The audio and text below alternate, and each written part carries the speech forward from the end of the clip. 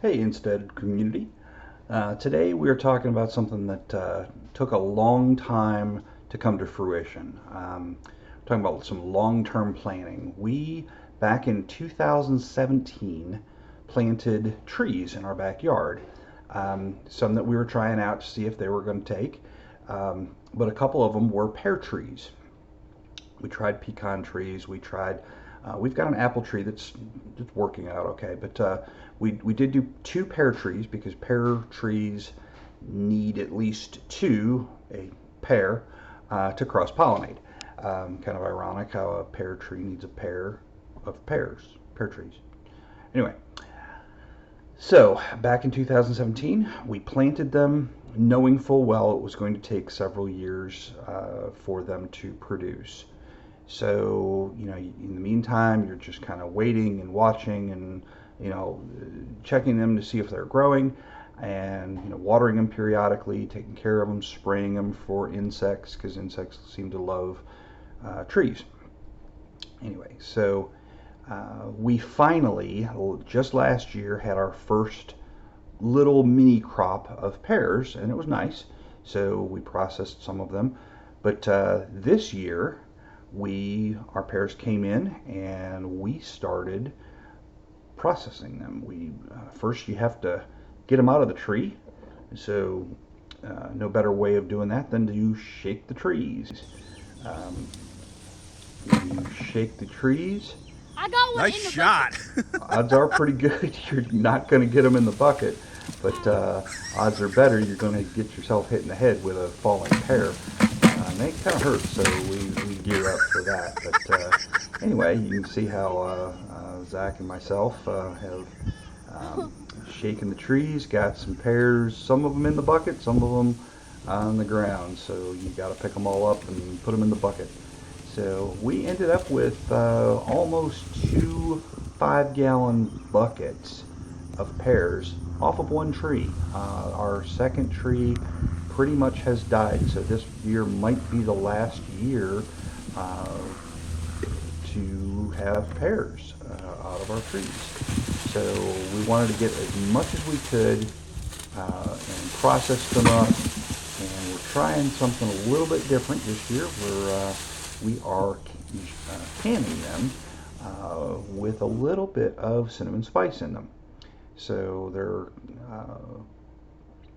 they're a nice little treat once they're done. Like I said, this was a little bit of an experiment for us this year to see what it was all about. But anyway, you can see how we process them down. You have to peel them, you have to cut them down, dice them up, and get them into the jars. And here we see Sheila demonstrating how to put them into the jars and get them all ready to can.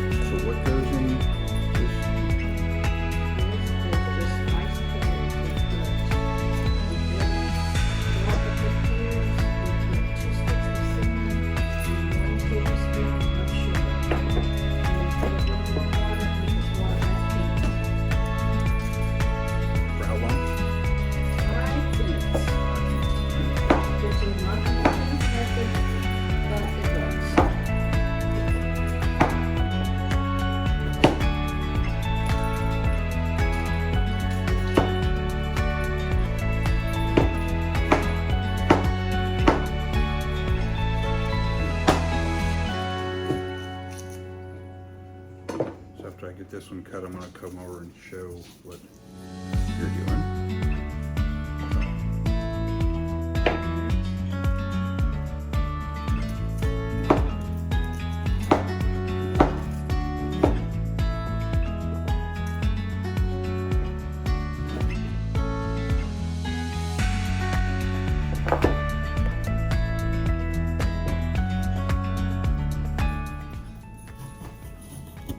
So I like to cut them in half and then half again, and then take the core out from one side to the other out of all 4 of them, just because that is the easiest way I found to do it. Don't know if it's the right way, but it's the way I'm doing it. You're doing like what, 300 pears. You gotta cut corners somewhere.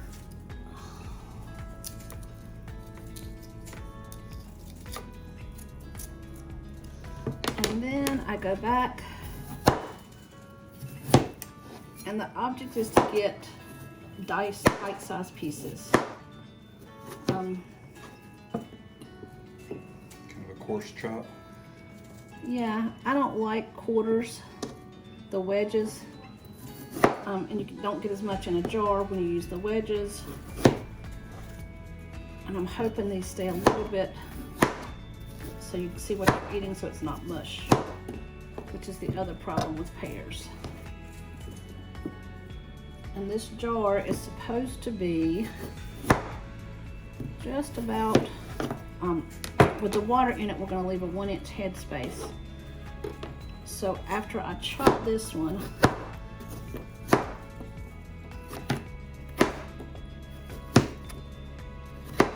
I'm going to go back and put in the 2 sticks of cinnamon, and I'm going to put 1 on each side.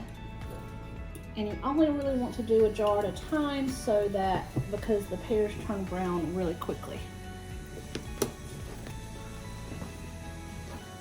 So after I've got the cinnamon sticks in, I'm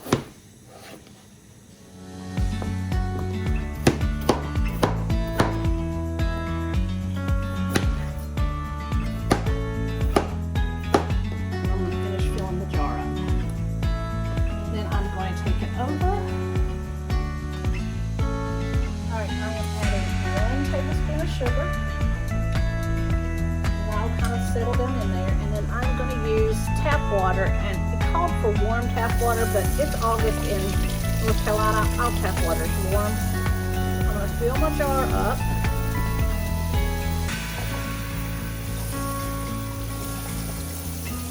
And then I am going to debubble it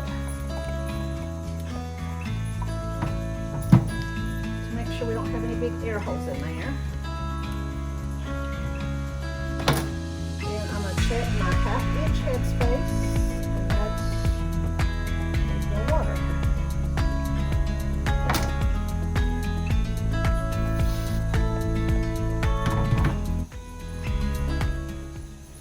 Half-inch headspace.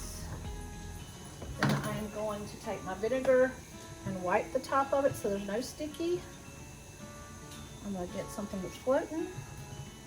Peel. So I'm going to wipe it again. And then I will put my lid and seal on. Alright, so I have my ring in my jar. I'm putting my lid on. I've wiped it off. Put my ring on finger tight, and then I put it in the water bath canner. So after water bath canning them, we ended up with 21 quarts of spiced pears. And each jar is probably a good, 2 to 3 meals worth of a side to add to your meal. So they're really good. I was a little bit surprised. I was thinking they were going to be a little bit thicker of a syrup, but it's rather thin and not heavy at all. Very, very good tasting. So try it out for yourself. And like I said, after we water bath can these. Because of the height of these jars, we couldn't use our automatic canner, So we did them on the stovetop the old-fashioned way, which ended up being a little quicker, but it was a whole lot more work and process. So anyway, let me know what you think of them. So while the method that we use, the water bath canning, is a long-standing method, we particularly did not use a very long period of time for these because we did not want to additionally cook the pears to get them soft and mushy. They still have a very crisp feel to them, so they're very enjoyable when they're done. So again, the timing of that, use at your own risk. But again, we feel very confident in what we've got done, and they're a very tasty treat.